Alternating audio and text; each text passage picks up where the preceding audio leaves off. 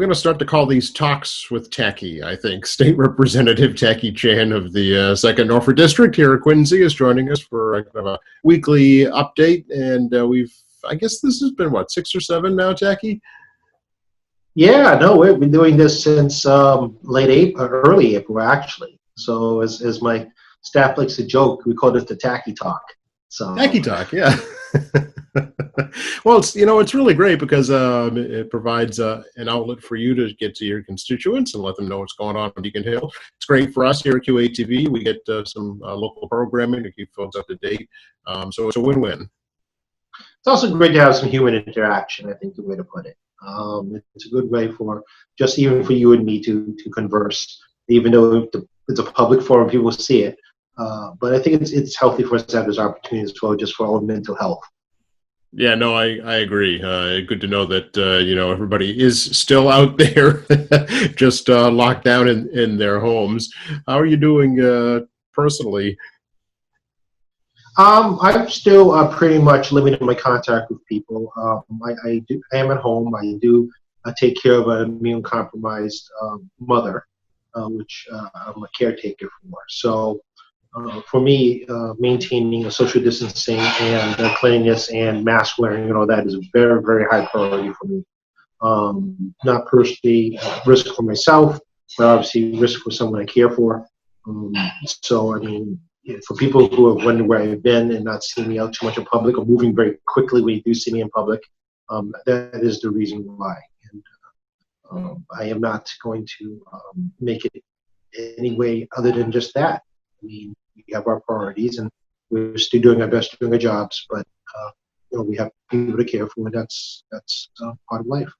Yeah, well, I mean, you're living up to putting your words into action, personal responsibility, and what better way to set an example than by living it, and really that's what we all can do.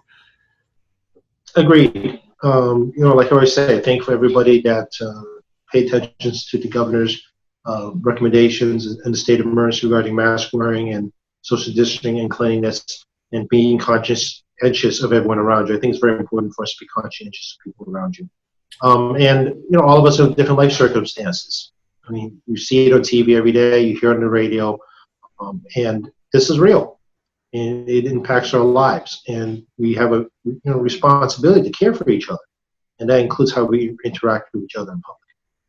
Yeah, and it apparently seems to be working according to all the trends and the statistics. Anyway, what are you hearing at the state level in terms of how the virus is impacting us now? Yeah, the ICU beds are decreasing rapidly over the past several weeks. I mean, you can see the charts on the state website as well as hospitalizations. The test rates are moving in the 2% and below zone. But be mindful, the test results are generally 72 to 48 hours or 48 to 72 hours, reporting time. People are very much taking advantage of volunteer testing. The governor's opened more sites, which you can also get on the website, for people who have been protesting out in public, making statements in public, being in close contact with people. We are offering free testing for everyone. So those numbers may be shifting around a bit, depending on those test results. We're hoping that everyone does volunteer who has been in a public forum to find out if they're positive or not. Yeah, and again, I think it's so important to stress. It really doesn't bear overstating that you can be asymptomatic, you can be totally fine and healthy, be COVID positive, and be a carrier and infect someone who is much more susceptible. That's absolutely correct. I have a friend who tested positive. Came down to symptoms, impacted family members, senior citizens, parents, and he tested positive even though the entire family has gone past the symptoms. So symptoms are gone. They've been 10-ish days or so, and they still tested positive. They remain in quarantine under a lot of stress with no new symptoms. And they had to wait another week or so to show they're tested negative. So this is not a one-size-fits-all disease. I think people should be aware that you may be testing negative fairly quickly after symptoms have passed, or you may still be infected and no symptoms and still test positive. Any indication as to when kind of part or part B of phase two reopening might happen? I think you'll be hearing some information as we speak, because governor's press conference is right now. It's noon time on June, if I can't pronounce correctly, Juneteenth. You may hear some news today. You may hear some actually more news next week as the weekend numbers come in. It's going to largely determine the governor's desire to continue the phase reopening. So the better we do on bringing these numbers down, the quicker the economy is going to open up. Phase 4 is going to be the toughest part of whether or not we receive a therapy or vaccine that will allow us to fully open. That will be the hardest part. And even then, as you can tell, the governor has been shifting a little bit here and there to open the economy up as new science comes forward. Yeah, there were some statistics already this week. I'm sure you heard that something like 3,600 restaurants will probably not reopen after this pandemic. They're looking, I think, to the state for some guidance or some assistance. Is anything that can be done in that level? Well, we may still have some tools left, but it is getting very challenging for small businesses as a whole, including restaurants, to try to work through this extraordinarily difficult situation for all of us, especially them and their employees, and their customers, and of course their landlords, because many renters, and so forth. So, I mean, the huge ripple effect there.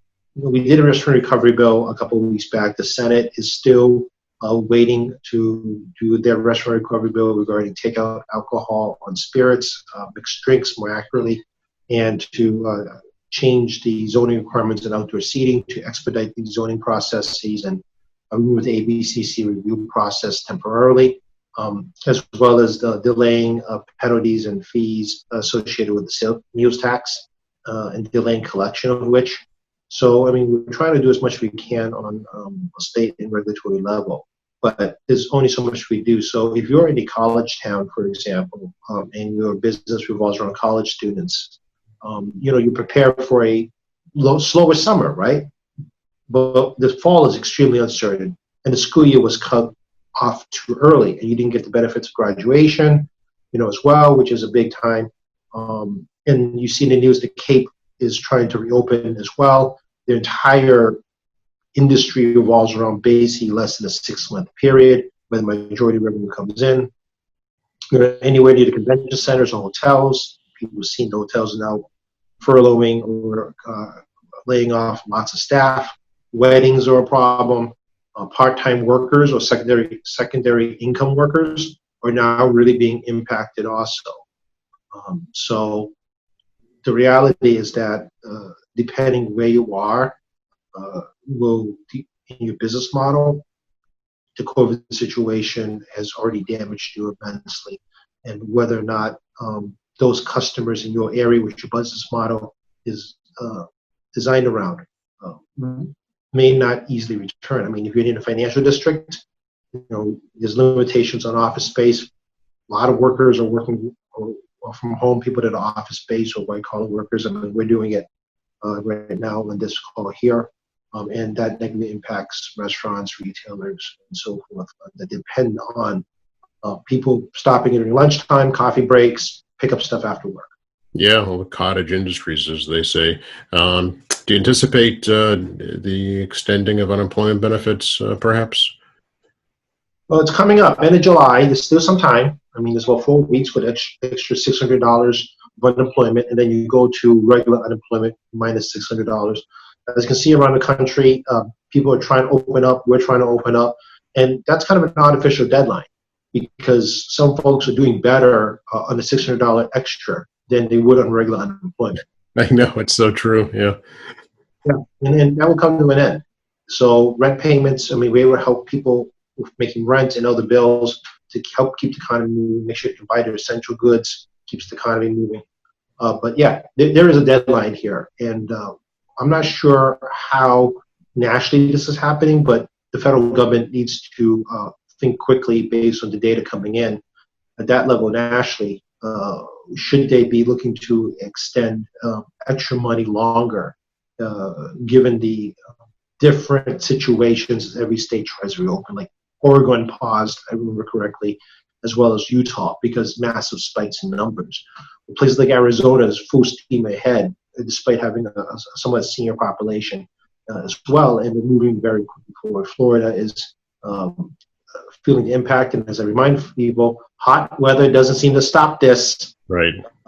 Florida is really hot right now.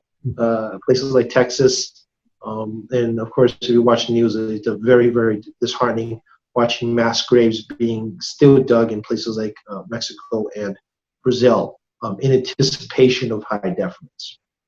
Yeah, even in Beijing, just the past week, they had some spikes that they were trying to contain very quickly. Yeah, China has engaged in a very, very vigorous tracking program. And what most people don't realize about China is that it's a high surveillance state.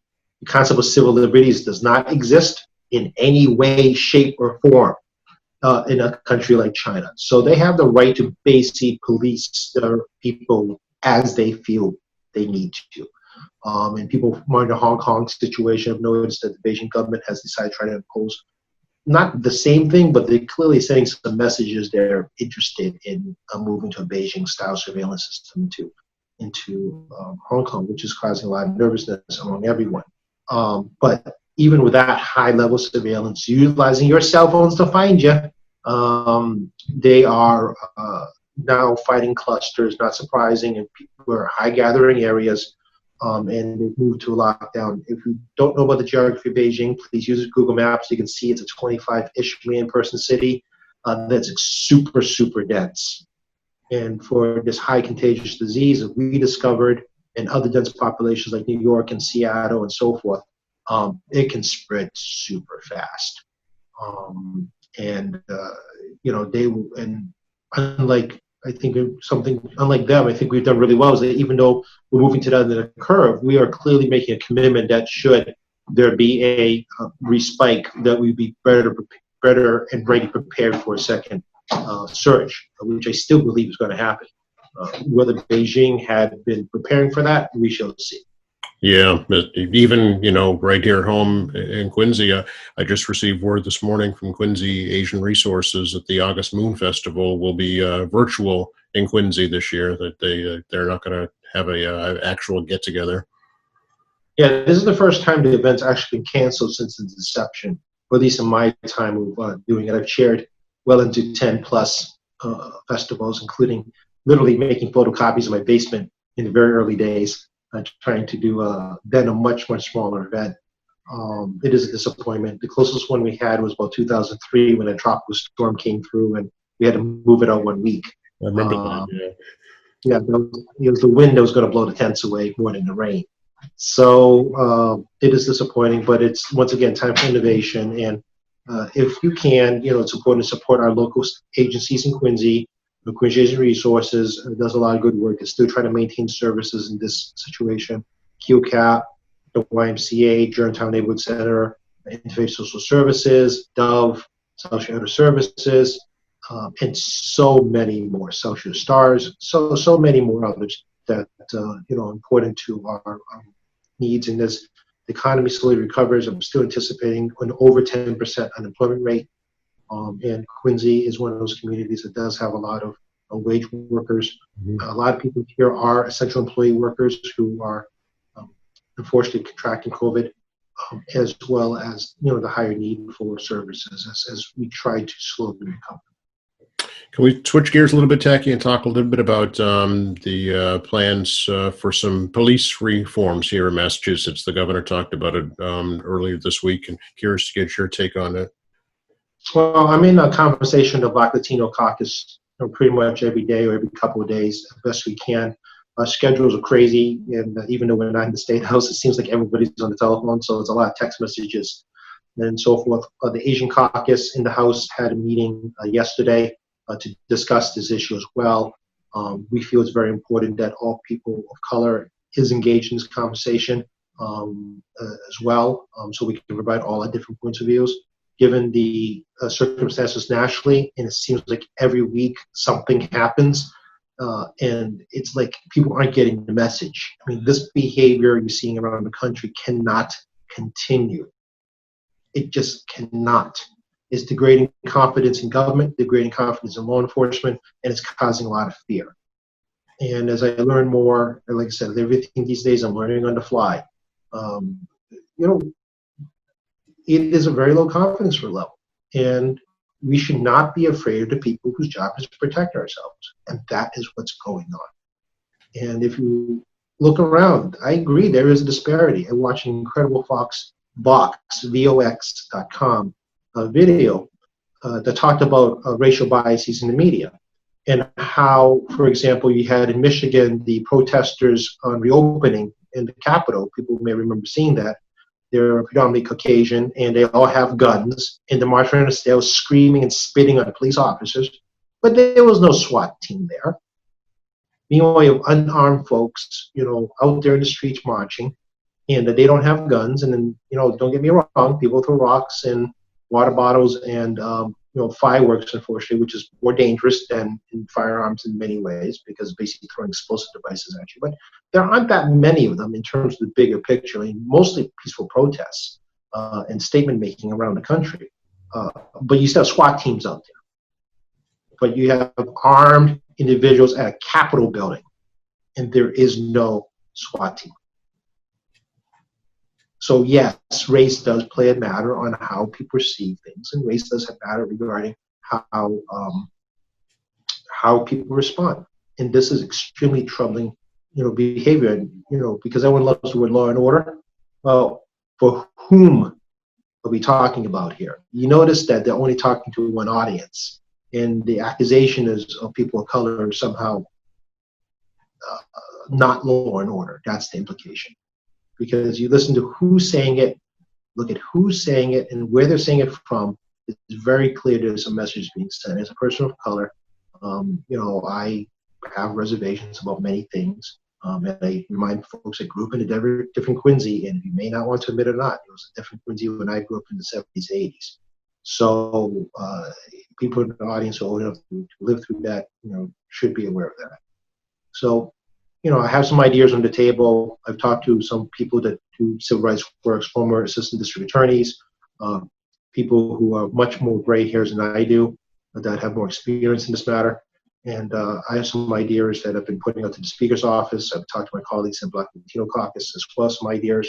But, we need to bring some confidence back in our police force, bring some confidence back in our government. Yeah, and looking at the state auditor's report, mentioning that Massachusetts has one of the highest training requirements in terms of hourly training annually. However, enforcement of that, I guess, is brought into question because it's left up to the local communities to ensure that training happens. So there seems to be need for more oversight, I suppose, on that level. That's correct. I mean, we do not have a statewide licensing or uniform training process in the state, even though we have a lot of training issues. It's not a uniform program. I've expressed concerns that we should have a uniform program, but I would like to have flexibility for municipalities to craft programs. For example, Quincy is a high immigrant city. Linguistic issues is a major concern of mine. It always has been. I've taken a lot of heat in my 20s. Being outspoken about this, as well as respect for people who are providing support services that are providing linguistic services.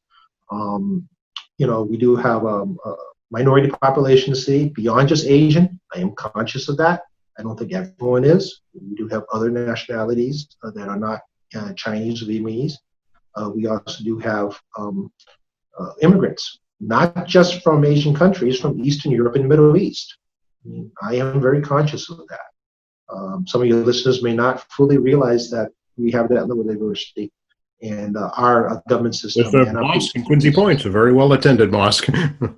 Oldest mosque in New England is in Massachusetts. In Quincy. The oldest mosque in New England is in Quincy. So, it's important for our government to reflect the needs of our people, but it's also important for our government to reflect our government also.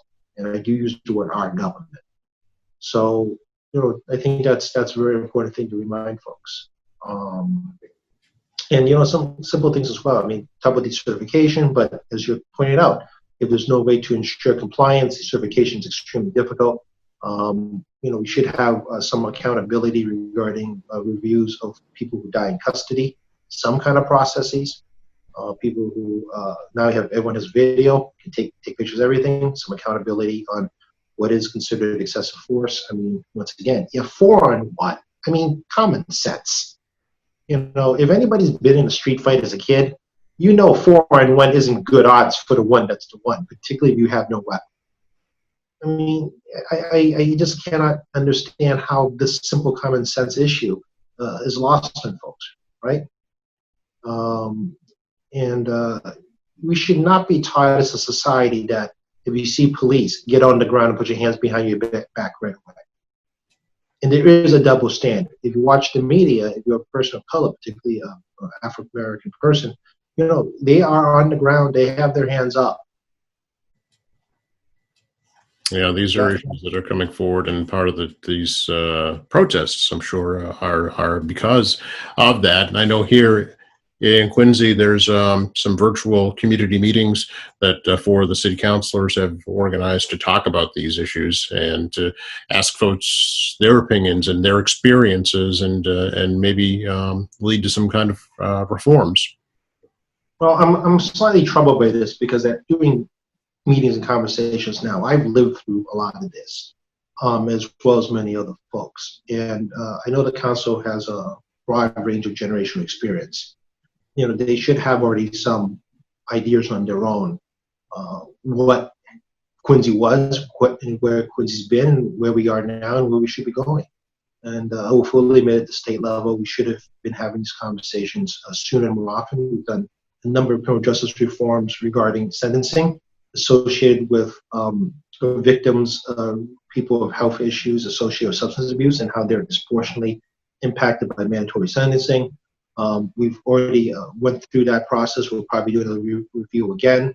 Even during the marijuana debate, people know I'm not very pro-marijuana. That being said, the impact on race and marijuana and disparities of arrests was part of this conversation. People do not realize that disproportionate number impact was on the Black community associated with marijuana arrests in the past.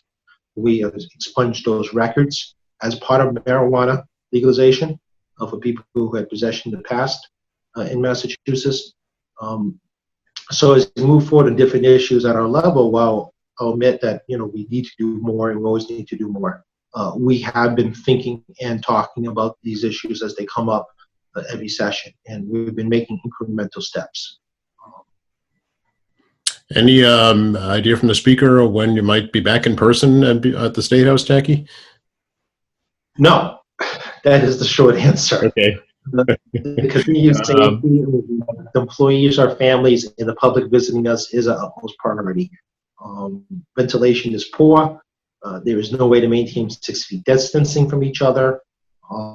It is a public building. It's hard for us to do limited building access once we fully open. People have a right to come visit the State House, and they should be able to do so safely. And there's so many contact point services throughout the building. If you ever visit us, you will realize very quickly there is no conventional ventilation. Our windows do not go into the center parts of the buildings to the air. So we are very concerned. Sure. We have a little bit of time, and we always like to end with the census reminder. Yes, absolutely. If you live in my district, you got a census mailer already that has 3 languages, Chinese, Vietnamese, and English on those mailers. So I have put a strong effort to outreach when the printer reopened. The mayor has also sent a census mailer this week. You should also receive that in the mail. We are still slowly but steadily progressing. Nationally, we're at 61.8% response rate. Massachusetts is 63.5% response rate, so we're still trending ahead of the national average. Quincy, on the other hand, still trends behind the state average at 62.4%. Our response rate in 2010 was 68% in 2010. Wow. So that's still I call it D+. Yeah. Really stretch, so I'd like to not be there, and hopefully you not too. Our neighbors in Braintree at 74.2%. They're heading for a CEC plus situation. Weymouth at 69.8%, so they'll move into the C zone also. as well as Randolph at 64.7%, and Milton at 78% in Milton, 78.2%. So there's going to be a B rating in Milton shortly. So, people in Quincy, you're listening or you're watching this video, please do go to 2020 census.gov. I know when you do the videos, you put the banner on the bottom. And definitely please fill in your census form. All right. Ways to reach you, Tacky. As always, you can reach me by telephone at 617-722-2014, 617-722-2014. Leave a voicemail of any staff person. We will pick up our voicemails on a regular basis. You can email me at tackey.chan@mahouse.gov, tackey.chan@mahouse.gov. And of course, you can visit my website at www.tackeychan.org. There we continue to put up resources that may not need you to call me. If you can find information there, and you can use that. But if you can't find something you can use there, definitely give us a contact. Okay, very good. Appreciate it. Good to see you on another Tacky Talk. These virtual talks, and hopefully we can do it in studios soon. I hope so too. Even if it's 6 feet apart and have used a wide lens. I always try to get them to use the lens that makes me look 3 feet taller, but they haven't come up with that one yet either. What is it? You have a height for radio? Exactly, and the face for it. Thanks so much, Tacky. Thank you, Joe. Talk to you soon. Okay.